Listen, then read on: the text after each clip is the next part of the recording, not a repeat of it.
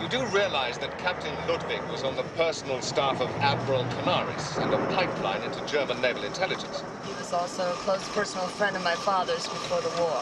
Oh, maybe you two should have left him on the Admiral's staff. No, we couldn't do that. His information was too important. We had to try to get him out. Fear and Swansink. Swansink, 20. Mean anything to you, Clark? No.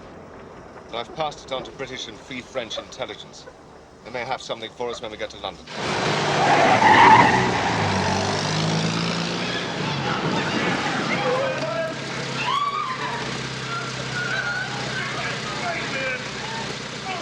Easy, Bert. We can't leave without Shorty!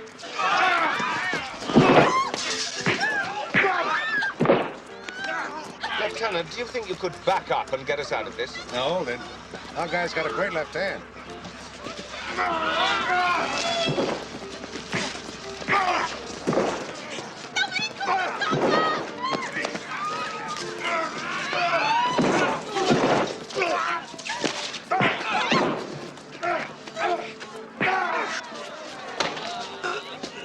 Let me go! Typical enlisted men's behavior, getting themselves killed in a bar fight over the questionable favors of some street whore.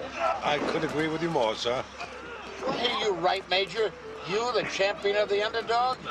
Well, you know, a bum and a drunk in uniform is still a bum and a drunk, sir.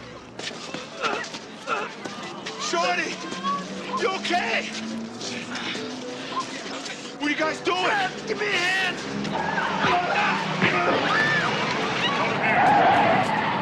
Go, hold it there, man. Break it up. I'll be back in a minute. I want those men arrested. You want them arrested? Yeah, I'll bet a month's salary that they were in the guardhouse this morning. I just want to make sure they're back in the guardhouse tonight. You see that big guy? Got a hell of a right, too. Coming very handy on the next mission. Forgive me, General, but I think the Major's gone on one mission too many. No, Colonel. Not yet. Not just yet. In the viewpoint of the German High Command, the Japanese failed to follow up their victory at Pearl Harbor and are not now considered to be trustworthy allies. They are also aware that the Allied war effort is now totally dedicated to crushing Germany before turning to the Japanese. The High Command feels the war might go on for years and that Germany could still conceivably lose the war. Now, those generals were in no rush to share all this with the Fuhrer. Keeping themselves alive, sort of. Yes. Ultimately, they swallowed their Junker pride, and they took the word to this man. SS General Kurt Richter, a man whom Hitler has come to trust implicitly. They convinced Richter that it was his duty to inform the Fuhrer about the truth. He did so, but he also worked out an answer to the Fuhrer's next question. How does Germany ensure a final victory? Exactly. With Operation Valkyrie, the Fourth Reich, gentlemen.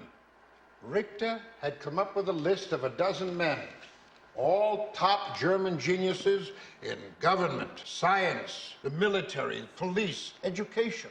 All of them under 35, and all of them loyal Nazis.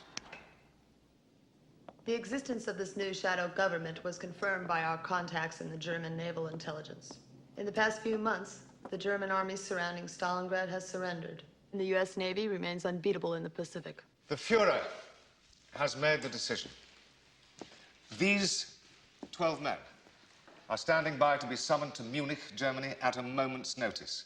From there, they will go on by train along the route of the now suspended Orient Express. Venice, Trieste, Belgrade, Sofia, and finally, Istanbul. And there they will establish, over 10 years, 20, a century if necessary, all over the Middle East, the new Fourth Reich. Last night, after Hoffman bounced, I had his body brought back here, along with his parachute. You think this is more than a routine training accident, Major? I know now, Lieutenant, that it was no accident. The chute line on Hoffman's parachute was cut. He jumped out of that plane with a jump ring in perfect position, and the chute still didn't open. I thought the men packed their own chutes. No, you're talking about paratroopers, Lieutenant. My men are thieves and murderers. These are pre-folded and put on an airplane by jump instructors. Anybody could have got to Hoffman's parachute, even helped him on with it. You said it yourself, Major. You've got thieves and murderers, so one of them found a reason to kill another one. Is that a reason for getting me out here in the middle of the night? No, my reason is Hoffman was one of my men. And he was very important. He spoke German. He traveled in Europe for years, and he was familiar with Yugoslavia, which would have been a great help to me. So you're saying you need time to find a replacement? There is no time, Colonel. The Nazis are going to move those people. Major, you say that Hoffman spent years in Europe picking up languages. He knew the Balkans. I grew up in Europe. I speak many European languages, and I spent 6 summers in the Balkans and Yugoslavia. Apparently, for whatever reason, Lieutenant, you want to go on this mission. Let me point something out to you. Now, for the rest of the training and behind enemy lines, your life will totally depend on men who've committed every crime in the book, including rape and murder. Now, do you still want to go?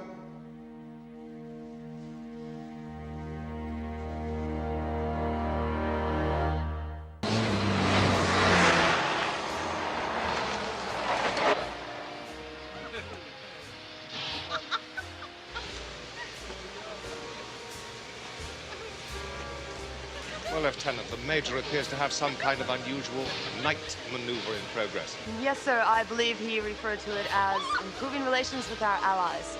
Indeed.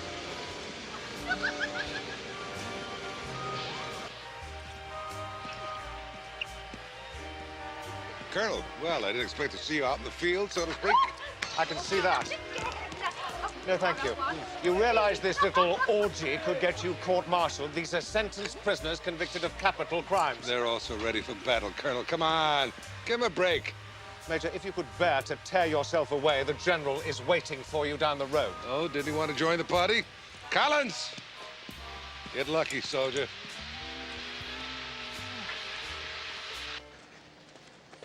You want to see me, Major? I've got a problem, sir. We have several.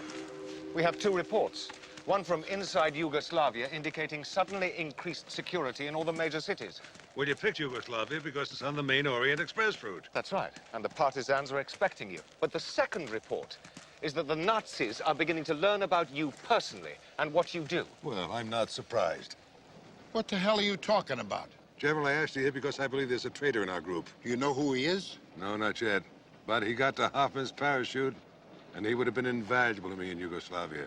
I went through the folders, and there's no way that Hoffman could have met any of these men before coming to the military prison.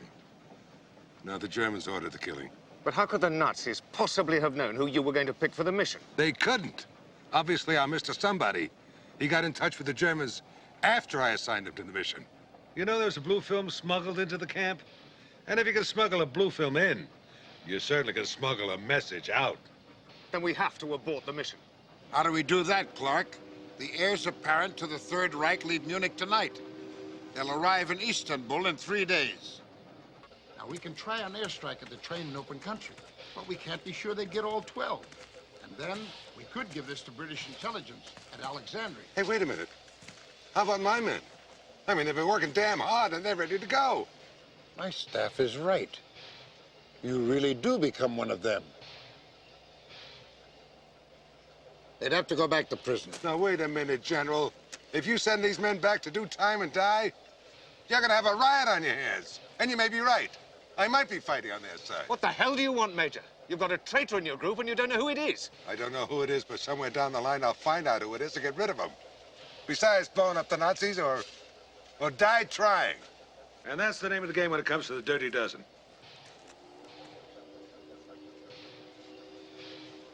Besides, drinking and whoring and falling down. And one of them is a traitor.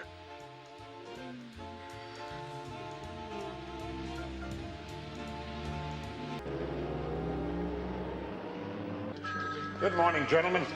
Good morning. What's the latest, Colonel? We have an underground report from Belgrade. There was no attack on the train last night, and it crossed into Bulgaria roughly an hour ago. What about the English submarine force out here in the Adriatic? No word since the last communication from Skopje. The assumption is the Germans have seized the apartment and destroyed the communications equipment. Well, maybe he's just afraid to use it until he finds out who's on his side. General, that train is 1.5 days' journey from the Turkish border. The moment it crosses the border, any attack upon it is an act of war on Turkey. What the hell do you want from me, Clark? I'm sure Wright will attack when he sees there's some chance to succeed. General, I've taken the liberty of alerting the 12th Fighter Command at Alexandria. But I thought we ruled out planes because we couldn't be sure of hitting 12 men in one railroad car from the air. You have an estimate? They could scramble and attack the train at 1200 hours today whilst it's still in Bulgaria, with a very good chance of complete success. And if the 12th Fighter Group attacks the same time that the Major and his people do, we won't have to worry about the Germans killing off all the dirty dozen. We'll blow them up ourselves.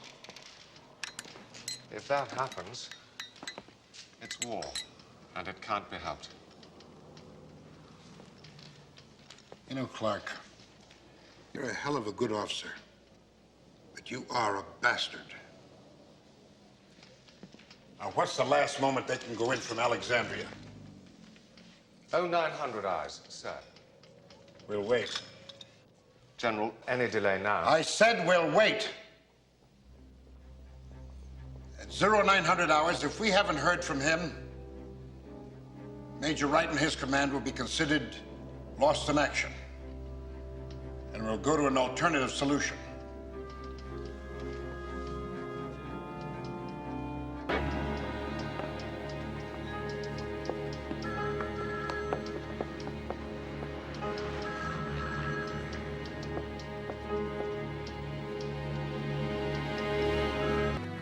You can do it, Major. Don't let us down.